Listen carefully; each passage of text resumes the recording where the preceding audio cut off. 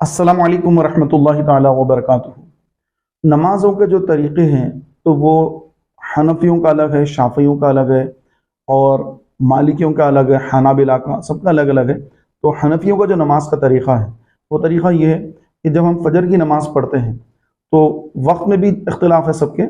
हमारा वक्त भी जो है हनफियों का वक्त असर का जो वक्त है वो हमारा जो है वो तकरीबन 5 साढ़े 5 बजे होता है और दूसरे जो शवाफ़े हैं उनके पास 4 बजे असर का टाइम हो जाता है। तो उनके लिहाज से उनका सही है, हमारे लिहाज से हमारा सही है। हम उनको गलत नहीं कह रहे हैं, वो भी सही है। वो इमाम शाफ़ी की जो है वो उनके मुखलिद हैं और उनके हिसाब से वो बिल्कुल दुरुस्त है, बिल्कुल सही है। लेकिन अहनाफ के नज़दीक हमारा वो वक्त ज़ोहर का वक्त है, हम उस टाइम पे ज़ोहर पढ़ेंगे, असर नहीं पढ़ेंगे। असर 5 बजे के बाद पढ़ेंगे। तो देखो फजर की नमाज का जो तरीक़ा है वो तरीक़ा ये है कि सबसे पहले हम नियत करेंगे कि नियत करता हूँ मैं 2 रकात नमाज फजर के फ़र्ज़ की वास्ते अल्लाह ताला के, मुँह मेरा काबतुल्लाह शरीफ की तरफ, पीछे इस इमाम की, ये कहकर अपने हाथों को क़िबले की तरफ उठाएंगे, कानों की लौ तक ले जाएंगे और अल्लाहु अकबर कहते हुए हाथों को बांध लेंगे। तो ये कब कहेंगे? जब इमाम साहब अल्लाहु अकबर कहेंगे, अकबर के रा पे पहुंचेंगे तो उस वक्त हम कहेंगे अल्लाहु अकबर। अब हमारी नज़र कहाँ होगी? जहाँ पर हम सजदा करते हैं वहाँ पर हमारी नज़र होगी। हाथ बांधेंगे किस तरह से? ये इसका हल्का बनाएंगे, ये उंगली और ये अंगूठे का, ये 3 उंगलियां कलाई पे रखेंगे इस तरह से, इसका हल्का बनाएंगे। ये तरीका होगा इस तरीके से। और बांधेंगे कहाँ? नाफ के नीचे। नज़र कहाँ होगी हमारी? सजदे की जगह पर। अब हम पढ़ेंगे सना, सुब्हानक अल्लाहुम्मा व बिहम्दिका व तबारक अस्मुका व तआला जद्दुका व ला इलाहा गैरु। ये पढ़कर हम खामोश हो जाएंगे। लेकिन अगर इमाम साहब ने तिलावत शुरू कर दी तो अब सना भी नहीं पढ़ेंगे बल्कि खामोश रहेंगे। सना पढ़ने के बाद में हमें आऊज़ बिल्लाह या बिस्मिल्लाह कुछ नहीं पढ़ना है, खामोश सुनना है। और जब इमाम साहब गैरिल मग़दूबि अलैहिम वलद्दाल्लीन पढ़ते हैं तो हम आमीन आहिस्ता से कहेंगे। बुलंद आवाज़ से अहनाफ के पास आमीन कहना मना है। इतनी आवाज़ में कहेंगे कि अपने खुद के कान सुने। उसके बाद फिर इमाम साहब ज़म्मे सूरा पढ़ेंगे, फिर रुकू में जाएंगे, अल्लाहु अकबर। जब रुकू में जाएंगे तो रुकू ऐसा होगा कि हमारे हाथ जो है ये हमारी हथेलियाँ, दोनों हथेलियाँ ये हमारे घुटनों के ऊपर होंगी, उंगलियाँ खुले हुए होंगे और हमारी निगाह दोनों पैरों के बीच में हमारी निगाह होगी और हाथ बिल्कुल सीधे होंगे, हमारे घुटने बिल्कुल सीधे होंगे और हमारी पीठ बिल्कुल सीधी होगी। पीठ और सर पूरा बिल्कुल एक सीध में होंगे, बिल्कुल सीधे होंगे। इस तरह हम रुकू करेंगे और रुकू में पढ़ेंगे सुब्हान रब्बियल अज़ीम। 3 मरतबा पढ़ना ये जो है बेहतर है, 5 या 7 मरतबा भी पढ़ा जा सकता है। उसके बाद रुकू से उठेंगे, जब इमाम साहब कहेंगे समी अल्लाहु लिमन हमीदा, हम कौमा में आ गए, समी अल्लाहु लिमन हमीदा। अब यहाँ पर हम क्या कहेंगे? रब्बना लकल हम्द। और इतना रुकेंगे जितनी देर में 1 मरतबा सुबहान अल्लाह कहा जा सकता है। बिल्कुल अपने हाथ पैर बिल्कुल सीधे करके ठहर जाएंगे। उसके बाद अब हम सजदे में जा रहे हैं, इमाम साहब सजदा कर रहे हैं, अल्लाहु अकबर, तो सजदे में जा रहे हैं तो सबसे पहले घुटने टिकाएंगे, उसके बाद फिर हाथ, उसके बाद नाक, उसके बाद पेशानी। सजदा जो है ये 7 हड्डियों पर सजदा करना चाहिए। एक हड्डी भी अगर नहीं लगेगी तो सजदा नहीं होगा, सजदा नहीं होगा तो फिर नमाज नहीं होगी। तो ये 7 हड्डियां कौन सी है? एक पेशानी, एक नाक, ये दोनों हाथ 4 हो गए, 2 घुटने 6 हो गए और दोनों पैरों की 10 उंगलियों में से 1 उंगली का पेट जमीन पे लगना ये फर्ज है। अगर ये नहीं लगेगा तो जो है सजदा नहीं होगा। और दोनों पैरों की 3-3 उंगलियों का पेट जमीन पे लगना ये वाजिब, और दोनों पैरों की 10 उंगलियों का पेट जमीन पे लगना ये सुन्नत है। तो जो सुन्नत पर अमल करेगा वाजिब भी अदा हो रहा है, उसका फर्ज भी अदा हो रहा है। तो सजदा इस तरह करेंगे और सजदे में पढ़ेंगे सुब्हान रब्बियल आला 3 या 5 या 7 मरतबा। उसके बाद फिर इमाम साहब कहेंगे अल्लाहु अकबर, हमने भी कहा अल्लाहु अकबर। फिर अब इतनी देर बैठेंगे जितनी देर में 1 मरतबा सुबहान अल्लाह कहा जाता है, पढ़ेंगे कुछ नहीं।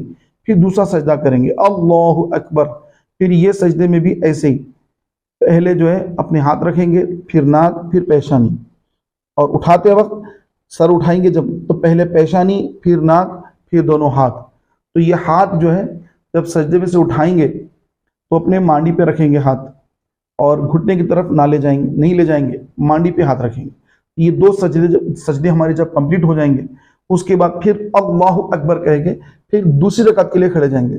फिर दूसरी रकात में मुक्तदी को कुछ नहीं पढ़ना है, और जब सूरह फातिहा पढ़ने के बाद इमाम साहब गैरिल मग़दूबी अलैहिम वलद्दालिन पढ़ेंगे, हम आहिस्ता से आमीन कहेंगे कि हमारे खुद के कान आवाज़ सुने।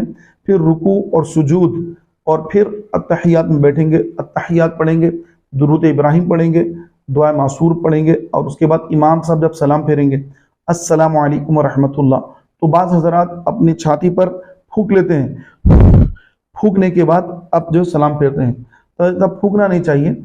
जैसे आपने दुआ मासूर पढ़ ली तो अपने तरफ राइट साइड में पहले सीधी तरफ सलाम फेरेंगे, अस्सलामु अलैकुम व रहमतुल्लाह, हमारी निगाह यहाँ पर होगी, अस्सलामु अलैकुम व रहमतुल्लाह। उसके बाद फिर इधर सलाम फेरेंगे, अस्सलामु अलैकुम व रहमतुल्लाह। ये होगी नमाज। नमाज हमारी कंप्लीट हो गई। अब देखिए इसके अंदर और एक सुन्नत भी ये है कि जब आप सजदे से उठ रहे हैं और दूसरी रकात में खड़े हो रहे हैं, तो खड़े होते वक्त पंजों के बल खड़े होना, ये आक़ा अलैहिस्सलाम की सुन्नत मुबारका है।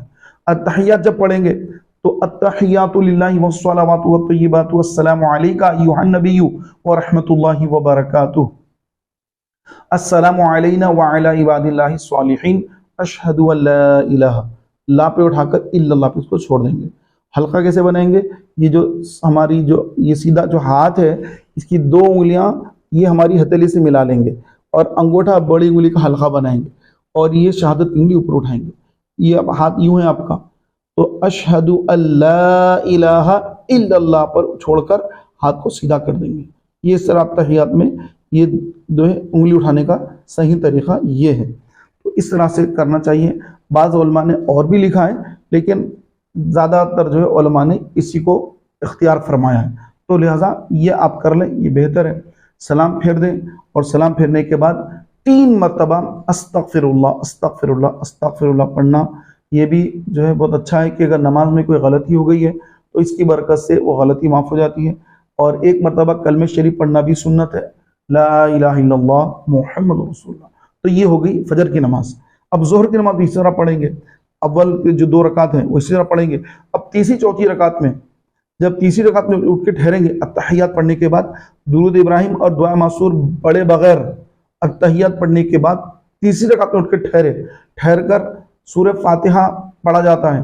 तो अगर सूरह फातिहा पढ़ने के बजाय अगर कोई 3 मरतबा सुबहान अल्लाह सुबहान अल्लाह सुबहान अल्लाह कहकर रुकू में जाना चाहता है, तो रुकू सुजूद करके फिर चौथी रकात में उठ के ठहर कर फिर चौथी रकात में भी 3 मरतबा सुबहान अल्लाह सुबहान अल्लाह सुबहान अल्लाह कहकर रुकू और सुजूद मुकम्मल कर ले, और फिर अत्तहियात दुरूद इब्राहिम और दुआ मासूर पढ़कर सलाम फेर दे, तो ये उसकी जोहर की नमाज कंप्लीट हो गई।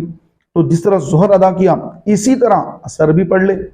अब मगरिब की नमाज है, मगरिब की नमाज में 3 रकात होते हैं, तो जिस तरह जोहर असर में 4 रकात पढ़े थे, अब मगरिब में 3 रकात इस तरह पढ़ेंगे। यानी तीसरी रकात में ठहर जाएंगे उठकर, अत्तहियात के बाद तीसरी रकात के लिए उठ के ठहरेंगे, और ठहर कर 3 मरतबा सुबहान अल्लाह सुबहान अल्लाह सुबहान अल्लाह कहकर रुकू सुजूद करने के बाद अत्तहियात पढ़ के दुरूद इब्राहिम और दुआ मासूर पढ़कर सलाम फेर देंगे।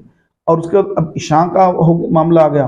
अब इशा के 4 फर्ज भी ऐसे ही पढ़ेंगे जिस तरह जोहर और असर के 4-4 रकात अदा किए थे। उसके बाद फिर अब सुन्नत वगैरह भी पढ़ेंगे, और सुन्नत पढ़ने के बाद अब वितर पढ़ लेंगे। वितर का तरीका भी अल्हम्दुलिल्लाह बहुत आसान है कि जिस तरह हमने 2 रकात अदा की और उसके बाद तीसरी रकात के लिए उठ के ठहर गए, सूरह फातिहा पढ़ी, ज़म्मे सूरा पढ़ा, अब उसके बाद तकबीर कही, अल्लाहु अकबर कहकर दुआ खुनूत पढ़ा, और दुआ खुनूत पढ़ने के बाद फिर रुकू सुजूद किया, और फिर अत्तहियात पढ़ ली। अत्तहियात के बाद दुरूद इब्राहिम पढ़ा, दुआ मासूर पढ़ा, सलाम फेर दिया, अस्सलामु अलैकुम रहमतुल्लाह, अस्सलामु अलैकुम रहमतुल्लाह। ये आपकी पूरी नमाजें अदा होगी।